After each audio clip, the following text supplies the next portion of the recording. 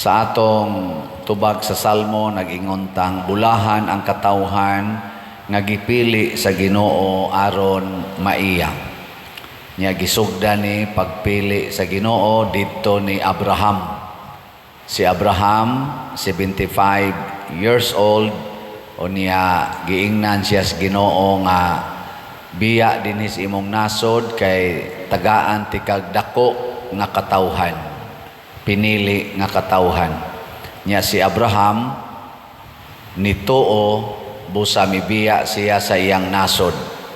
So ang unang timailhan nga kita mao ang katawhan nga pinili sa Dios og mahimong bulahan kanang motuo ta sa isultis Ginoo. Linyay mong tupad ing nawa jud kay gisupak sa gisultis Ginoo. Kanang color sa imong buhok wa na magsupak sa kabubutos Ginoo, hasta ng color sa imong naong, hasta ng imo karong sinultihan o binuhatan, apil na ng imo rong gikatipon sa imong kinabuhi kung sa manang tawhana nahasubay na o nahasupak sa sugo sa Ginoo. Anao na to? Kay mutuo ta, musunod kita sa sugo.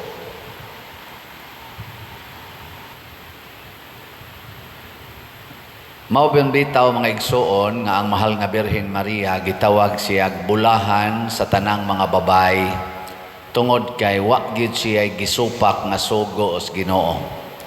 Og dinhi sa atong ebanghelyo ang usas mga sugo sa Ginoo nato kanig yung ayaw paghukom sa imong isig katawo. Usa ni siya kasugo nga dili lang makaayo nato nga gisugo, makaayo sad sa atong isig katawo. Ayaw paghukom, pasabot ana, ayaw siya ayaw siya og hukbi nga sadaan.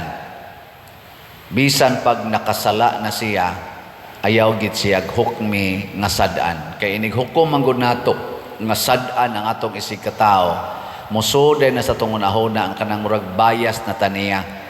Ang iya nang sala mo'y atong sigihan og tanaw.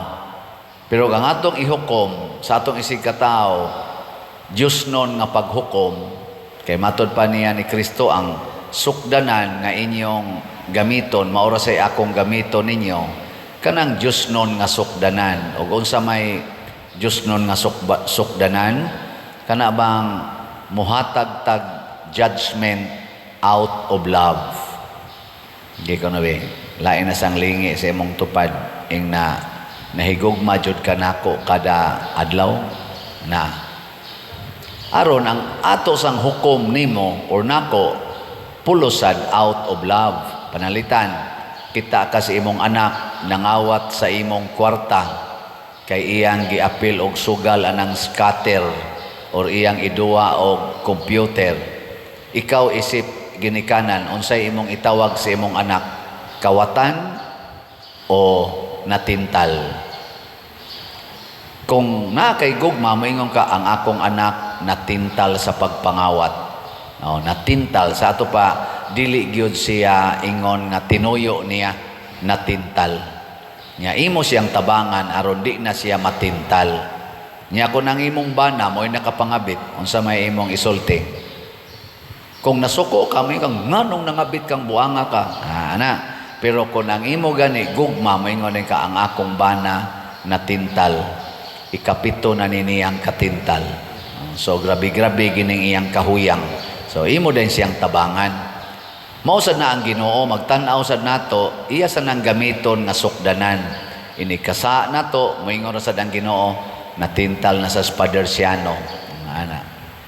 Ako gyapon ni siyang tabangan. Nya kamusad di mo mopalit og slat kay sige pamantag baligya aning atong si Tio MM para atong tabang sa mga balay. Moingon sad ang Ginoo natintal siya sa kadaw. Di lang sa kumasuko. Nya katusan ni hatag nakabuntog siya sa iyang kadaw. Nindot yapon kayo. Muna bulahan gyud ang katawhan nga gipili sa Dios. Og hinaot unta maapil ta niining mga bulahan. Gilas na lang lingi sa imong tupad. ing na sugod karon himuon ti kang bulahan. Kusga ko na be. Sugod karon himuon ti kang bulahan. Mingon din ang imong tupad sana all. Sige, mag-ampo na ta.